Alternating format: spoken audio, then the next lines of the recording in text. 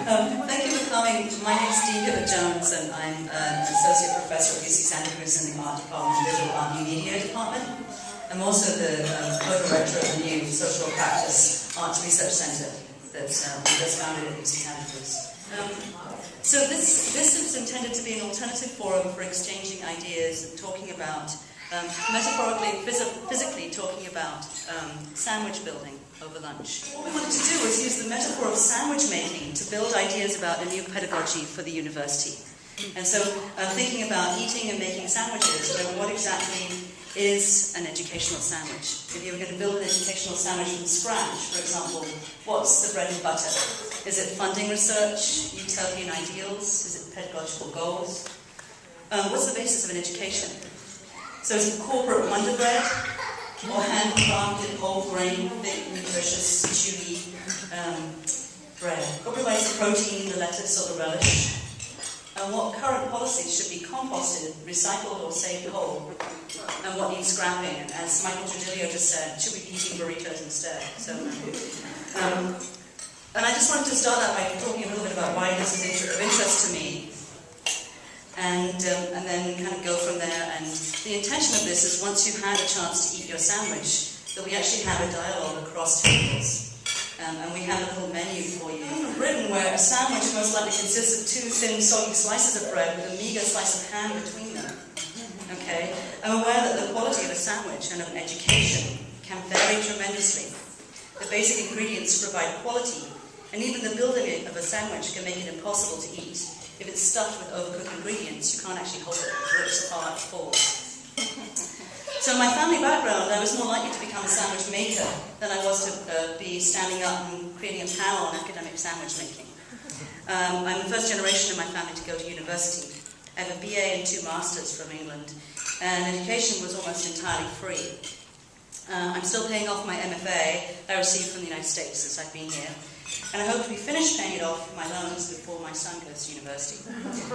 So the ambition of the colleague and I is to add a small slice of social, political, radical alternatives to the increasingly corporatized academic sandwich that we're all eating, and to create something that feeds back into the communities surrounding the academy. Some healthy slow food rather than corporate snack machine that exists at our education, hermetically sealed from the public world of real interaction.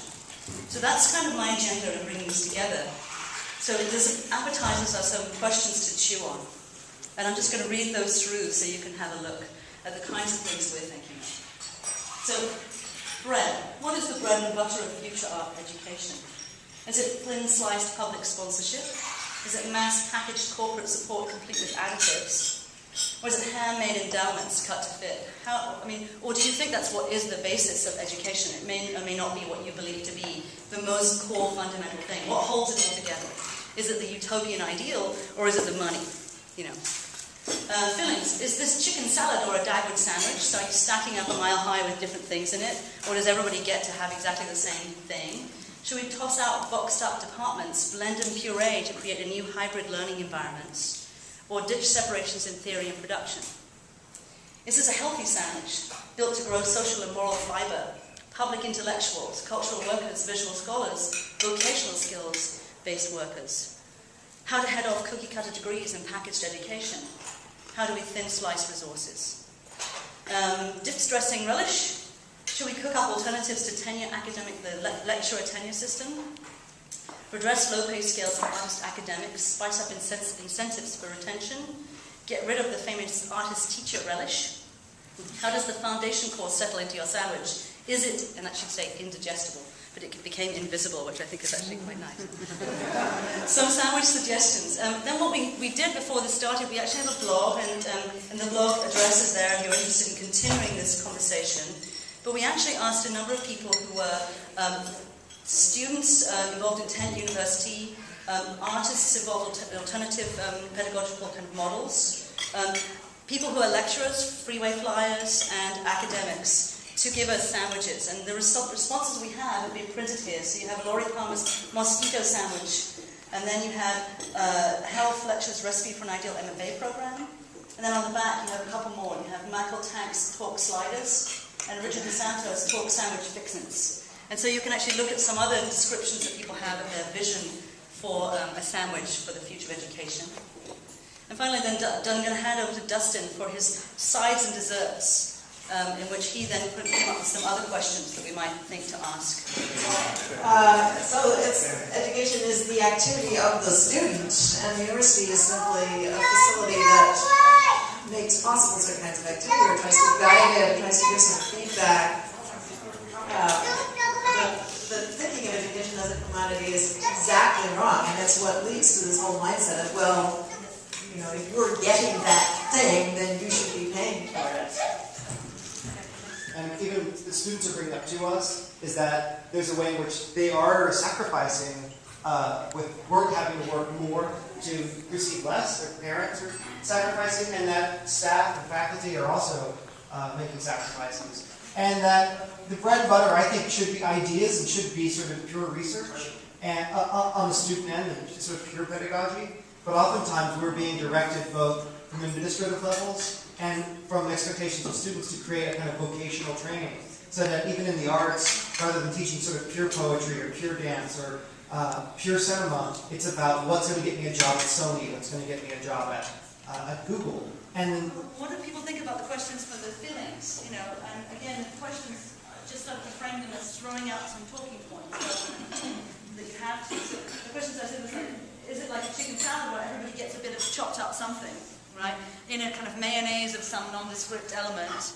Or is it more like a Dagwood sandwich where you stack up your education, which is sort of in some ways the smorgasbord mentality that a lot of these departments began with. But since the sort of like limits with the funding, that's becoming less and less of an option for at least the students in the UC Santa Cruz right now, is that they almost don't have that option to choose what it is that they're interested in putting together. And then the other thing is like, you know, well, what about things like blending departments and pureeing them? Or does this become too much of the fact of, well, we're trying to deconstruct the sandwich to kind of fix the bits in the middle when, you know, like the public school dialogue, really what we should be doing is kind of like ditching the whole thing, recycling bits that are useful and starting again. Yeah. Would have a range, so that you could have courses that do work in and with communities, courses that do build life skills, leadership skills, which actually translate to vocational skills, as well as research, critical thinking, that they all have that. And I believe most departments were originally set up with some of those ideas in mind. And for whatever reasons, it just seems like there's been hack jobs in different ways. Similarly, on the other side, with professors or even adjunct professors who you know, in some ways support the entire system, right? And who are paid a pittance. You know, one of the people I asked to propose a sandwich was somebody who has been totally hit by the freeway flying. At this moment, cannot get a job because, you know, the market just crashed. So all these people who have graduated and can't get jobs. And it was very interesting because her sandwich, which is actually on the blog, is something much more utopic than what I imagined she would talk about, which is the grassroots of she's stuck in a system that she can now not get into.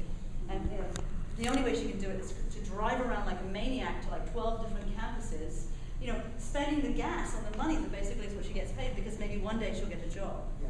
And then